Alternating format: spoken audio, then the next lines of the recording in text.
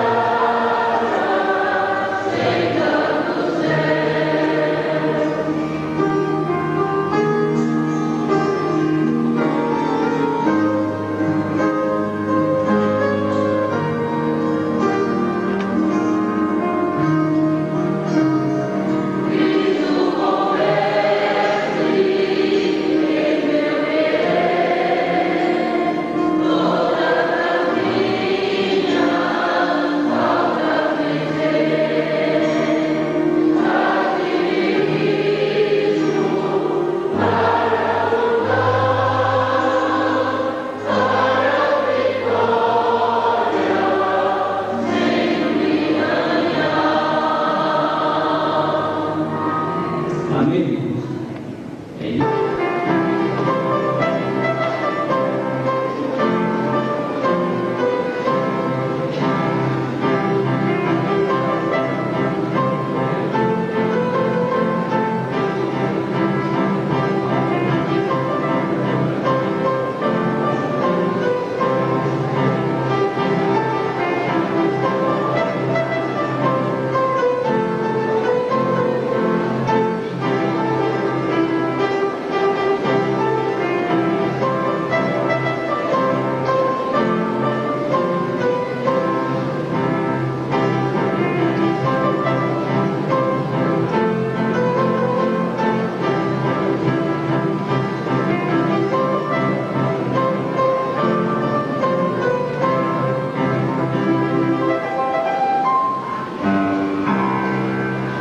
Amém.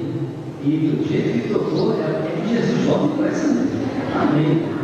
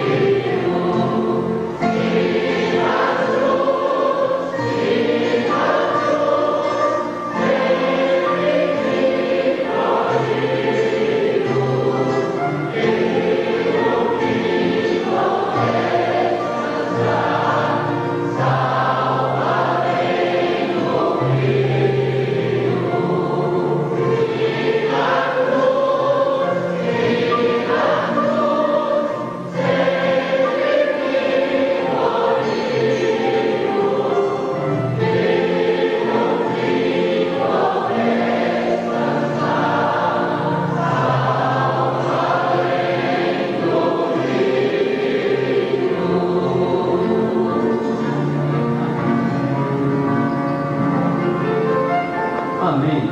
Muito obrigado. Graças a Deus. Um lindo coral. O tema dessa mensagem é: Senhor, aviva-nos. Senhor, aviva-nos. Abacuque 3, e 2. Profeta menor, ele depois do livro de Naum, antes do livro de Sofonias.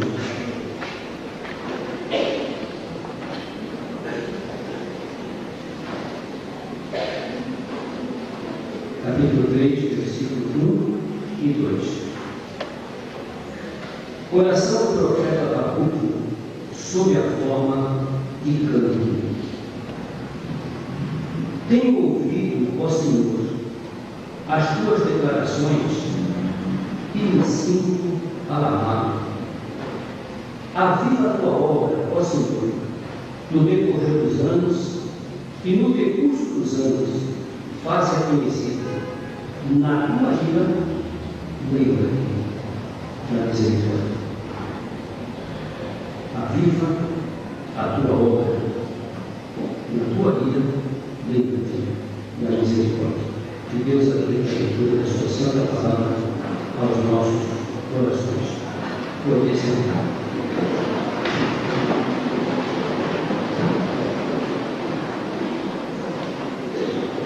Nós estamos empenhados, temos colocado isso no meu coração, entendendo que é impossível, humanamente falando, e dentro de um apanhado bíblico, é impossível avivamentos como aconteceram no passado, no caso de Jonas Edwards, David Brennan, Charles Finney e outros. É muito difícil. Evan Roberts. Esse tipo de avivamento é difícil. Alguém perguntará, mas por que é difícil? Porque a própria palavra de Deus diz que, por se multiplicar a iniquidade, o amor de quase todos esfriará. E diz mais Jesus: em voltando o Filho do Homem, encontrará fé na terra. Então, quando se pensa num avivamento, como aconteceu no passado, em diversas partes do mundo, dentro disso que a Bíblia fala, é impossível. Porém, a própria Bíblia nos fornece dados para experimentar um despertamento individual. E se esse despertamento individual acontecer de uma maneira coletiva numa igreja, então o fruto vai ser muito grande. Talvez não tanto como foi no passado, que abalaram nações, mas certamente vai abalar a igreja, vai abalar a sua vida, vai abalar seus familiares e aqueles que o sangue tem um avivamento. E quem é sujo, sujo demais. Ou seja, o religioso estagnado não quer nada. Se depender dele, tanto fez como tanto faz. Então urge, dentro desse marasmo que nós estamos vivendo no dia de hoje, desse cristianismo moderno, urge experimentar o despertamento vindo do céu na nossa vida. Então nós estamos fazendo, pregando, orando, pedindo a Deus que esse despertamento comece principalmente na minha vida. Olha, ele estava orando, e na oração ele fez um clamor. E qual foi o clamor que está no verso 2? Aviva o quê? A tua obra. Avivamento é uma palavra no nosso meio barrista muito estigmatizada. E quando se fala de avivamento, pensa em dobrar a língua, embolar a língua, falar palavras ininteligíveis, gemer, uivar, criar, bater com a cabeça na parede, passar por baixo do banco, profetizar, revelações, não é nada disso não. Avivamento é o mover do Espírito que nos faz ter uma visão de Deus, para que nós vejamos o que nós somos. Isso é avivamento. Esse é o genuíno avivamento. Uma visão da glória de Deus. Aí eu tenho uma visão do que eu sou. Esse é o avivamento. E ainda um pouquinho mais à frente, para terminar essa introdução, essa semana eu recebi uma carta, um e-mail do missionário Marcelo. E ele define a experiência que ele teve com Deus. Eu disse: é isso. Avivamento é isso. E eu daqui a pouco vou ler um trechinho daquilo que ele escreveu a respeito deste assunto. Avivamento, um mover do Espírito, uma visão de Deus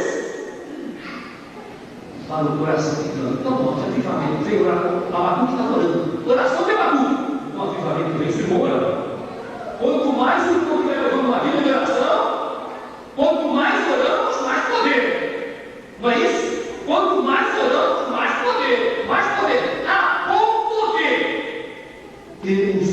visão de quem é Deus e de quem somos nós.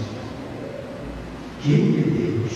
De Abraão, de Isaac e de Jacó, o santo de Israel, que com braço forte tirou Israel do Egito, criou tudo isso que se vê. Aí nós temos uma visão disso, um Deus perfeito sem pecado. Aí você tem uma visão de quem você é, de quem é. Ainda dentro dessa introdução, é como se diga, avivamento é para os salvos. Avivamento não é para incrédulos. Avivamento é para salvos. Só os salvos experimentam um avivamento. Incrédulo não. Incrédulo precisa de evangelização. Salvo precisa de santificação.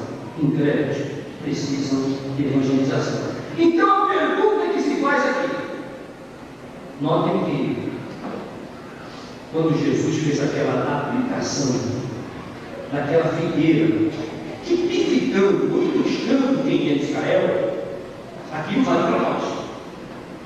Nós somos também Israel de Deus. Aquilo vale para nós. Note lá em Lucas capítulo 13. Lucas capítulo 13. E aqui fechamos a introdução, vamos para 2 pontinhos. 13, versículos 6 e 9. 13, 6 e 9. É uma parábola, Jesus se referindo a Israel. Mas nós, eu não posso pegar isso aqui e dizer, é para Israel, isso é fruto de Israel. Não. Eu tenho que aplicar a Bíblia também na minha vida. E hoje a igreja, ela representa a graça. Israel é a lei. A igreja é a graça. E a igreja tem responsabilidade maior do que a lei. Porque a lei não dá para fazer. A igreja é movida pela graça. O amor constante a igreja a fazer. Então, não, Jesus faz a parábola. E ela vem a nós. Então, Jesus, 13, 6 a 9, proferiu a seguinte parábola: certo homem tinha uma figueira plantada na sua vinha, e vindo procurar fruto nela, não achou. Pelo que disse ao viticultor, o que é um viticultor? É aquele que cuida de uma vinha. Então disse ao que cuida da vinha: há 3 anos que eu venho procurar fruto nessa figueira e não acho. Pode cortar, para que está ela ainda ocupando inutilmente a terra? Ele, porém, respondeu o viticultor: Senhor, deixa ainda este ano, até que eu escave ao redor dela e lhe ponha estrume. Se vier a dar fruto, bem está; se não, mandará cortar. Podemos até aplicar esse viticultor como uma pessoa de Cristo, aí esperando aquela longanimidade, esperando que os seus filhos tomem uma posição para não serem considerados inúteis. E a igreja foi criada, chamada para produzir fruto. Então, queridos, é isso que nós vamos ver. Por que o avivamento? O avivamento nos traz aquela alegria da salvação. Eu encontro muitos novos crentes, muitos crentes conversam comigo, e dizem: pastor, quando eu me converti, eu tinha um fogo, um entusiasmo de ganhar alma, de pregar, de melhorar minha vida, de estudar a Bíblia, de orar e tal. Mas enquanto o tempo vai passando, eu sou crente, mas eu noto que eu caí no comodismo. E o avivamento exatamente é para tirar o crente do comodismo. Queremos experimentar esse mover de Deus na nossa vida, esse toque do viticultor, adubando os nossos ramos, adubando para a nossa raiz ficar sólida, e aí então produzir aquilo que a nossa vida cristã precisa produzir. Então, por que buscar um avivamento ou um despertamento nos dias de hoje? Salmo 119, versículo 18. Salmo 119, versículo 18, a oração do salmista: por que buscar um avivamento nos dias de hoje? Salmo 119, verso 1 e 18. Desvende os teus olhos, para que eu contemple as maravilhas da tua lei. A lei o que é? Da tua palavra, dos teus estatutos. Toda vez que aparece a palavra lei, estatuto, preceito, no Salmo 119 se refere a isso. Então, desvende os teus olhos, para que eu aprenda a contemplar as maravilhas da tua palavra. Então, irmãos, por que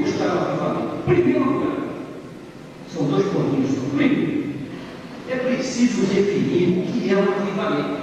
Então vamos definir. Em primeiro lugar, definamos ou definição de avivamento. Em primeiro lugar, e ponto lá está lá, tem que usar o 119. Vamos definir avivamento, a palavra. Avivamento, por quê? Vivificar. É a primeira expressão. Segundo, reanimar. Pare para pensar. Você precisa animar sua fé? Você não está precisando reanimar sua vida cristã? Quantos folhetos foram distribuídos essa semana? Para quem você testemunhou da sua fé? Qual foi o seu grande testemunho na sua família essa semana? Pense. Você não está precisando reanimar a sua fé. Eu falei uma vez com o peixe frito, né? A dona fez peixe frito aí, isso foi quinta-feira, está chegando peixe frito até hoje, eu não sei como consegue isso. A mesma coisa, ficamos lá dentro, daqui a pouco estamos dentro de casa, não cheira mais. Aí nós saímos. Quando voltamos para dentro de casa, olha, o cheiro do peixe está aqui dentro. Mas se ficar lá, se acostuma. E o que está acontecendo? Nós estamos vendo tantas notícias aí, tanta desgraça, tanta miséria. Ao mesmo ponto, são notícias que apontam. Jesus vai mudar. Nós temos que ser contra isso, ao mesmo tempo a fé, a dignidade é necessária. E reanimar. Não podemos nos acostumar. A igreja está boa, não está não. Precisa melhorar. Não está não. Precisa melhorar. A partir da sua vida e da minha vida tem que melhorar. É isso aí. Porque se depender de mim, tem que experimentar o avivamento. Agora, se eu não levar isso a sério, eu posso ser o motivo do funeral que tem. Espiritualmente falando. E o irmão também. Você pensa que você vai dizer para mim, olha, você já vê a vida, né? Ele quer ver primeiro na vida da gente. Então, o avivamento é o reanimar no qual a Bíblia, não somente escrita, mas ela faça sair. Vai para fora, você começa com a sua vida a externar a Bíblia, de modo que olha para você e tem uma referência. Você é o diferencial. Porque maior que seja a dor, maior que seja a luta, maior que seja o sofrimento, maior que seja a preocupação, maior que seja o problema, a paz que Jesus colocou aqui dentro ninguém tira.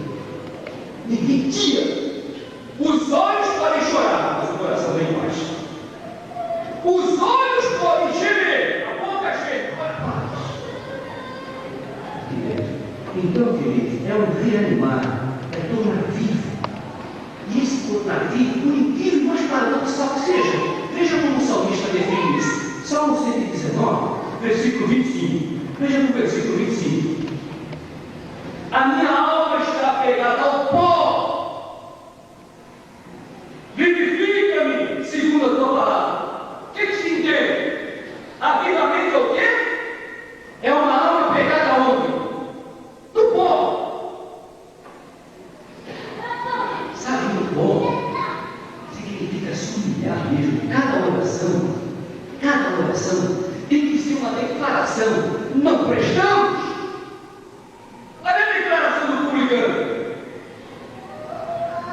Senhor, eu não presto. Tem misericórdia de mim. E Jesus falou, olha, ele se justificar. Então, cada oração tem que ter uma declaração. Declaração de quê? Não presto. Não presto, Deus.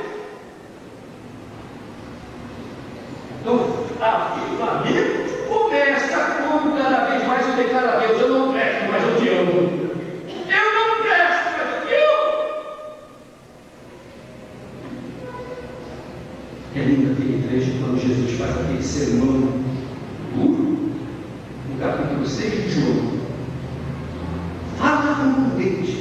Quem não comer da minha carne, não beber do meu sangue, não tem parte comigo. E quem me alimenta quem se alimenta por mim viverá. E faz aquele discurso, e de repente ele olha para trás, um para cá, outro para lá, um para cá, outro para lá, e ele olhando, o pessoal saindo, aí ele olha para trás para os discípulos, e vocês vão sair também ou vão ficar comigo?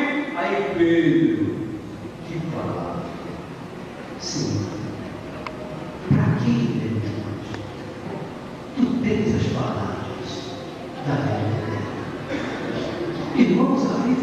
avivamento é isso. Por maior que seja a luta, por maior que seja dura a peleja, como tem aquele livro que nós está dando, por maior que seja a dificuldade, por mais estreito que seja o caminho, Senhor, não posso te deixar. Ou para quê? Para que eu vou? E se eu fico com ele, eu tenho que estar com a minha boca no pó, para exaltá-lo, glorificá-lo, para que a sua beleza seja vista através dessa casa de barro que não presta. Mas mesmo assim, deve servir para externar a beleza do nosso Salvador. Então, queridos, avivamento é apegado ao pó. E o salmista vai definir hoje: avivamento é reanimar. E para reanimar, tem que desviar os olhos de certas coisas. Da onde? Vamos lá para o Salmo 119, verso 37. Há muitas passagens na Bíblia que falam sobre avivamento, mas eu me detive só no Salmo 119 para ficar bem mais fácil para acompanhar. No Salmo 119, versículo 37: desvia os meus olhos para que não vejam o quê? Vaidade. Que vaidade é essa? Os prazeres da carne, as oferendas do reino do cão. Quando eu falo reino do cão, eu estou vendo do diabo, né? Então, olha a oração do salmista. Então, vivifica-me aonde? Vivifica-me aonde? No teu caminho. Teu caminho. Eu sou o caminho. Em outras palavras, irmãos, se não for Jesus Cristo na vida da gente, a carne vai nos levar a pecar. Vai. A carne vai nos levar a pecar.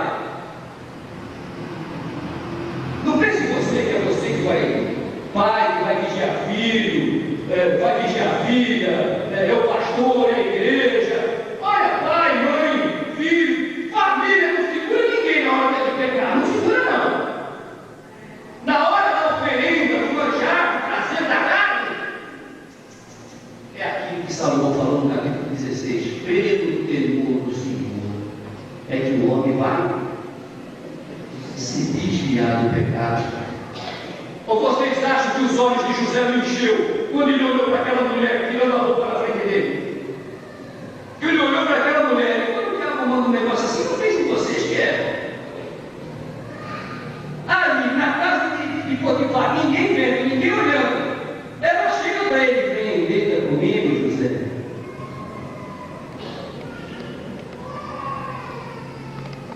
Aí José colocou esse prato: desvia os meus olhos para que eu não aconteça as coisas erradas. O sexo é uma bênção de pessoa, mas quando a esposa, e não como uma mulher dessa. E ele se lembrou também: aquele que adultera com uma mulher da fora, e se só quem quer arruinar sua vida para aquela coisa. E ele se lembrou também que a adúltera anda caçando vidas.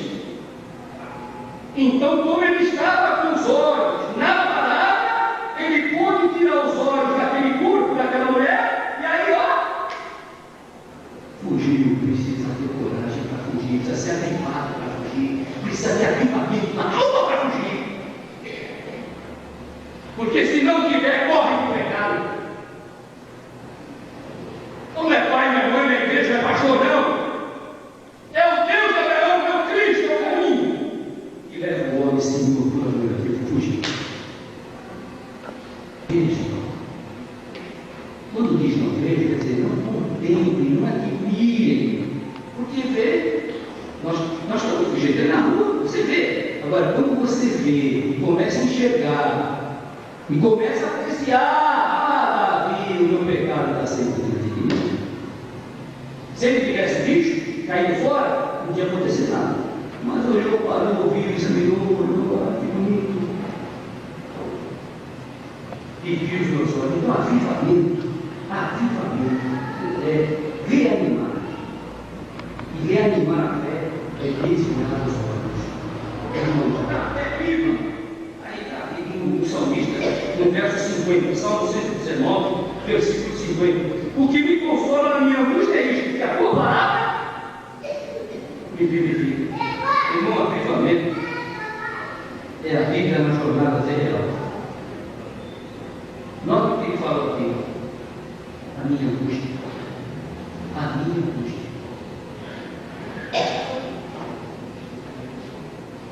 Quantos aqui passaram, alguns estão passando, e outros passaram aqui, noites chorando, virando na cama de um lado para o outro, ou em pé, ou indo com uma outra dependência do quarto para orar, aflitos por um problema, por um espinho na carne. Quantos não passaram, estão passando e vão passando com aquele espinho na carne, machucando, machucando. E nessa hora, só tem consolo, segundo a palavra. O que me consola na minha angústia é isto, que é a tua palavra.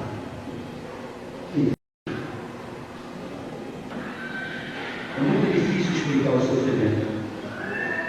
Estou lendo um livro onde o autor faz essa pergunta. Como coisas ruins podem acontecer com gente boa? Por que o crente sofre? É difícil mesmo. É difícil explicar. Como é que um Deus bondoso, às vezes parece que não está olhando indiferente ao sofrimento de muitos, as lágrimas que nós derramamos? O próprio Davi diz: à noite eu faço olhar meu travesseiro de lágrimas. Como entender isso? É difícil explicar, teologicamente e não tem jeito. Adianta querer dizer, não, mas não é difícil, E qual é a resposta para isso? Jogue-se. Um empresário perdeu tudo. De repente recebe a notícia: meus filhos são mortos, morreu o filho. Ainda tem uma esposa que, em vez de dar um abraço, beijou meu marido, estamos juntos, meu marido. Só estamos de morte. Mas foi esse homem. E com esse assunto de sofrimento, ele disse uma coisa que para nós não basta. Seja qual for a dor, que vier, ainda que ele me mate, Jó disse: nele eu espero. É difícil explicar o sofrimento? É difícil entender porque que tanta coisa ruim acontece com os crentes também? E fatos reais. Termina um culto, a pessoa está lá se confraternizando na porta da calçada, um cara sofre um passeio e mata os crentes. É difícil explicar? Terminou o culto, então sai da igreja, vai para esse carro, o carro nem mata. É difícil? Aí o sacrifício, novo decidido, vem para a igreja, bota o carro aí, o ladrão vai e rouba justamente o carro novo decidido. E a família cai em cima também, vai ter esse crente. Mas ainda que ele me mata, eu não deixo. Isso é avivamento. Eu queria dizer aqui, o que me consola na minha angústia, quer dizer, que é angústia. Vocês sabem o que é angústia? Vocês sabem o que é angústia? Angústia é quando você chora para dentro. Angústia é quando você chora para dentro. Lá dentro é que você sabe como é que está a coisa. Essa palavra angústia aqui está muito mais identificada com uma depressão violenta do que apenas uma tristeza momentânea. Mas o que me consola é a tua palavra. Por isso, irmãos, é que crente não pode viver sem ter Bíblia. Não pode. Não pode! Como é que um crente pode passar dia sem ter Bíblia? Sem não ter um momento ali com Deus, 10 minutos, 15, 20, mas tem que ter aquele momento só para fazer essas declarações. Eu não presto, mas eu te amo. Abre meus olhos para entender a tua palavra. Dá-me forças para atravessar o deserto que eu estou atravessando. Sabe? A Bíblia nos ensina isso, que boa parte dos desertos vem para nos levar às fontes de água viva. É no deserto, na vida que muito crente é lapidado, é trabalhado, é purilado para ficar mais identificado com Jesus Cristo. É bom esperar no deserto, é bom clamar por uma viva guerra na sua alma, é bom encontrar esse consolo na palavra, meditar, estudar. Não conhecendo as Escrituras. E erramos mesmo. Mas quanto mais intimidade com as Escrituras, maiores possibilidades para errarmos com Deus. Faça esse propósito. Você tem que ser motivo de um avivamento, não de um enterro. Você tem que ser motivo na sua igreja de um avivamento, não de um enterro. Você tem que ser o motivo pelo qual Deus se agrada em você. Vai trabalhando. Uma cutucadinha dentro do vaso, outra aqui, vai. E no fim do vaso vai tomando uma forma limpa, bonita, tão bonita. Começa a aparecer essa força. E é fazer a oração que ela tem que fez. Aviva a tua obra! A começar no meu coração. Eu termino esse ponto, o último é pequenininho. Eu não gosto de ler coisas incríveis. Os irmãos sabem disso. Dificilmente eu leio coisa aqui. Mas essa semana, esse meio, o missionário Marcelo, me levou às lágrimas. Me levou às lágrimas porque, primeiro, eu sei que eu também não presto. Não presto. Como, pastor? O velho Adão está aqui dentro. O velho Adão está aqui também. Aqui eu tenho dois infantes, um brigando com o outro. Vocês podem imaginar. Dois infantes aqui brigando com o outro. Um acusando o outro.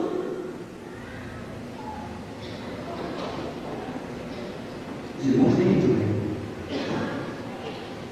Aí esse irmão, esse missionário, pelo qual nós estamos orando, está se recuperando, está tendo vitória na luta contra a leucemia. Ele disse aqui, olha, presta atenção, querido pastor Infante e amados da primeira igreja. Aí ele cita uma expressão do pregador chamado Tozer. Ele diz assim: é impossível que o Senhor use alguém. Olha aí, preste atenção nisso. Até é bom se lembrar, guarde na sua Bíblia, escreva também na sua Bíblia, embaixo daquilo que você escreveu na faixa. É impossível que o Senhor Deus use alguém sem primeiro quebrá-lo antes. É impossível que o Senhor use alguém sem primeiro quebrá-lo antes. Quebrar o quê? Quem sabe? Quebrar o quê? Aquele quê? Aquele ele é. Quebra ele. E aí ele disse assim: hoje, bem cedinho, durante um momento de comunhão com a palavra de Deus, lembrei de algumas pessoas queridas com as quais conversamos nesta semana e que enfrentam situações muito difíceis por causa das escolhas que fizeram para as suas vidas. Ele está orando por essas pessoas que fizeram escolhas erradas. E diz ele aqui: enquanto orava por estas pessoas, presta atenção, enquanto eu orava por estas pessoas, fui tomado por uma terrível e profunda convicção dos meus próprios pecados. Por alguns instantes, Deus me fez contemplar toda a feiura do meu pecado e todo o odor pode ser também traduzido como mau cheiro, e todo o odor da minha podridão diante da sua puríssima presença. Queridos irmãos, é impossível descrever o que senti neste momento. Só posso dizer este seu amigo de cabeça branca descobriu o significado de agonizar em profundo choro de arrependimento de que tanto falavam os velhos cristãos do passado. Meu amigo pastor Francisco, ainda com os olhos marejados de lágrimas, o peito arfando sob os efeitos deste encontro marcante e, sobretudo, confrontado com a sua própria realidade diante de uma presença santíssima, este velho missionário decidiu escrever para você esta carta, para compartilhar este sentimento que apoderou-se do meu coração e fez brotar dos lábios esta oração. E ali fez uma oração. Sabe qual é o nome dessa oração que tem? É a oração bem feminina sua. A oração do cachorro morto. A oração do cão morto. É segundo Samuel. Segundo Samuel. É segundo Samuel. Segundo Samuel. Mefibosete, filho de Jonas. Jonas é aquele grande amigo de Davi, né?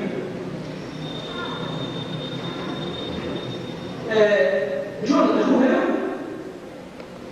Houve aquela guerra toda, aquela revolução, e a ama de Mefibosete foi fugir do menino. O menino parece que tinha 5 anos de idade. E ela foi sair fugindo com o menino no colo, caiu, o menino ficou aleijado nas pernas. E pois então Davi e convida Mefibosete a morar com ele. E Mefibosete é aleijado. Aí ele fala para Davi, em outras palavras, eu vou morar com o rei? Eu vou morar com o rei de Israel? E olha a expressão que ele usa aqui. Verso 8. Então se inclinou e disse Mefibosete: quem é esse teu servo? Para teres olhado para um cão morto, não morreu. Cão morto. Fui examinar. É o maior grau de auto-humilhação do Oriente Médio. É o maior grau de auto-humilhação do Oriente Médio. E aí ele fez uma oração do mundo. Querido Deus, tem misericórdia de mim, eu me humilho diante de ti, da tua majestade, reconheço o teu pecado contra ti, por causa disso mereço morte eterna. Concordo com a tua palavra, Senhor, eu tenho transgredido a tua palavra, tenho falhado em cumprir a tua palavra. Ó Deus Todo-Poderoso, que grande pecado tu disseste, quantas vezes tenho deixado a ti um manancial de água viva. As minhas transgressões são tão constantes, a minha dívida para contigo é tão grande, que de maneira alguma eu posso pagá-la por mim mesmo. Ó Pai, eu não sou digno de ser chamado teu filho, não sou digno nem mesmo de levantar meus olhos à tua oração. Apenas lembro da tua palavra, quando diz que a tua misericórdia sobre a vista que tenho, se humilham e confessam os seus pecados. Reveste com a pureza e a justiça de Cristo e cura-me deste perverso coração de integridade, para que a minha confiança no Senhor e em tua palavra possa ser plenamente estabelecida e a tua glória possa ser manifestada em minha vida. E ele diz para mim: não se espante, meu amigo Ivanus, este sou eu, seu amigo mensageiro do Pai do Rio Santo, que foi acometido por uma grosseria para que pudesse contemplar as profundezas do seu perverso coração, face o resplendor do caráter de Deus Santo, seu irmão Cristo Marcelo. Irmãos, avivamento é isso! Não é enrolar a língua, parar a língua estranha, não tem uma revelação, não é isso não! Avivamento é isso aqui, ó! Avivamento é isso! É sentir o odor da nossa miséria, do nosso pecado, diante da majestade de Deus. Agora que sentir o mau cheiro do meu pecado, para poder glorificar a tua santidade. Peça isso! E você vai ver o que Deus vai fazer aqui dentro. Você verá o que Ele vai fazer aqui dentro. Usando as nossas vidas. Finalmente terminando o resultado do avivamento. Aqui é pequenininho. O resultado do avivamento já está escrito nessa passagem aqui. Não precisaríamos continuar mais. Primeiro vimos o que é o avivamento. Reanimar. Agora, se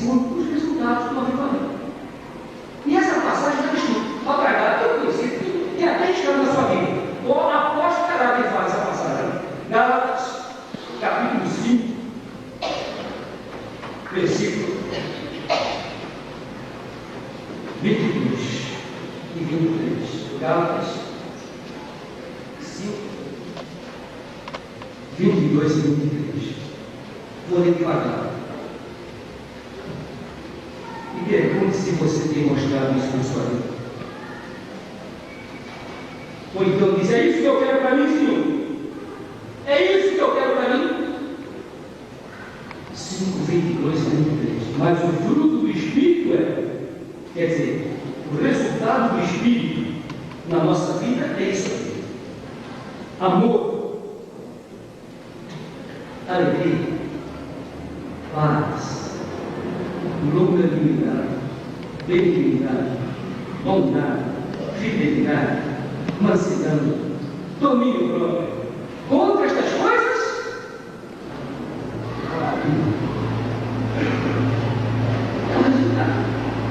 o mover do Espírito, a convicção do mau cheiro do nosso pecado e uma visão de quem Deus é.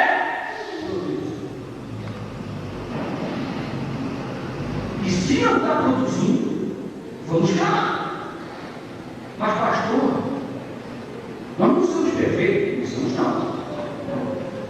Mas o varão perfeito pode nos fazer essa pessoa.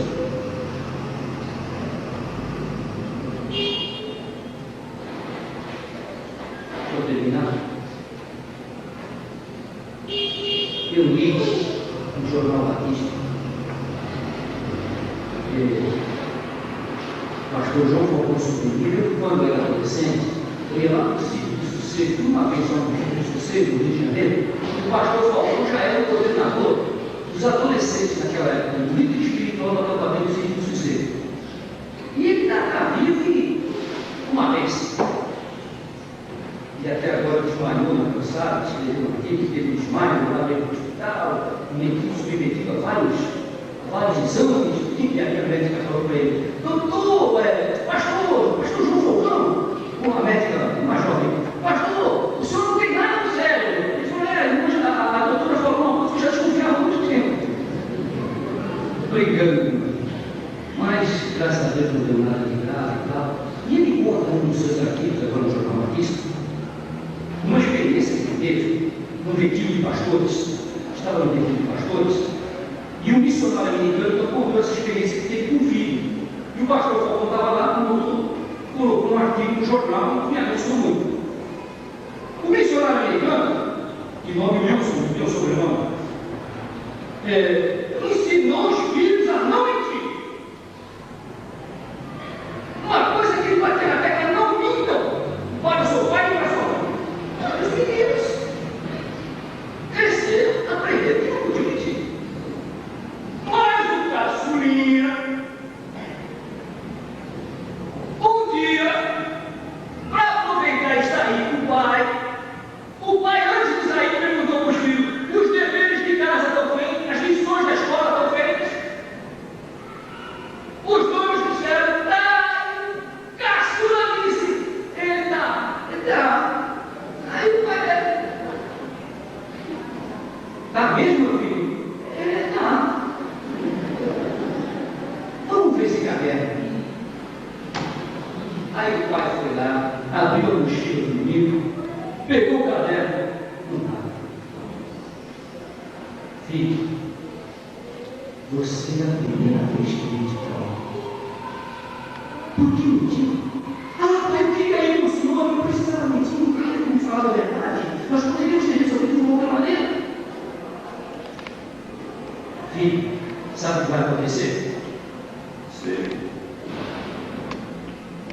Eu devo ser castigado porque eu menti.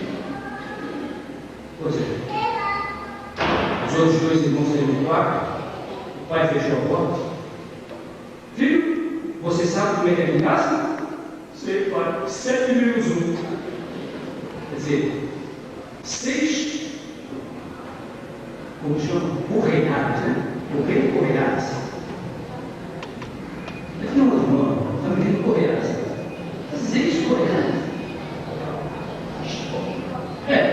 Vamos pôr aqui a chicota aqui, mas não correr, não correr é próximo. Pai criou, fechou a porta, aí o pai abriu a camisa, e olhou para ele, com ele na mão. Vou lhe fazer uma pergunta. Senhor, você quer ser castigado pela lei ou pela graça? O moleque pensou, pela lei, coisa feia. Pela graça. Se fala em misericórdia. Pela graça. Muito bem. Então vamos preparar. Lembre-se, filho, 7 menos 1. E são 6 bem dadas, hein? Está preparado? Aí o pai foi abrindo a camisa, pegou a correia. Segura aqui, meu filho. O filho segurou. Aí o pai se ajoelhou na cadeira. Vamos, meu filho. Dê 6 chibatadas nas costas do seu pai. E dê bem, viu? Porque eu não faça. Aí o moleque começou a chorar, no desespero, a mão tremia. E o pai se chorou. Meu filho, mas pai, foi eu que errei, eu não posso fazer isso, não. Faça, meu filho. Quanto mais rápido você fizer, mais acaba. Acabou.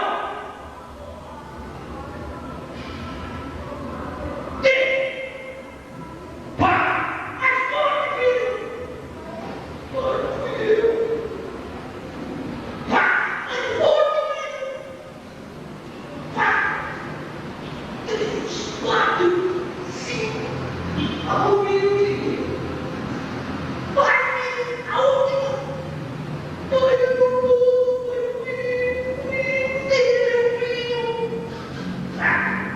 Quando deu alguma revelação, pai, o pai abraçou o menino pra me chorar. Ele disse, pai, eu nunca mais vou mentir, meu pai, nunca mais vou mentir, mamãe. Oh, filho, era isso que eu queria ouvir. Era isso que eu queria ouvir, meu filho. Isso é a graça. Isso é a graça, filho. Isso é o que Jesus fez por mim e por você. Ela está muito mais responsabilidade do que a lei, meu filho. Deixa eu olhar, né?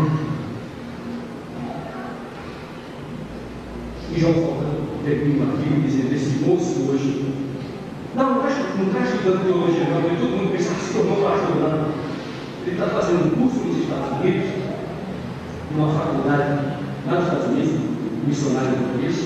Meu filho hoje está lá nos Estados Unidos fazendo curso. A conduta do rapaz é tão ilibada, tão íntegra, que a reitoria colocou o rapaz como conselheiro de toda a universidade, dos jovens.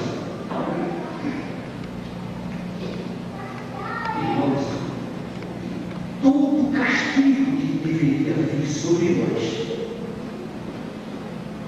Jesus Cristo perdoou.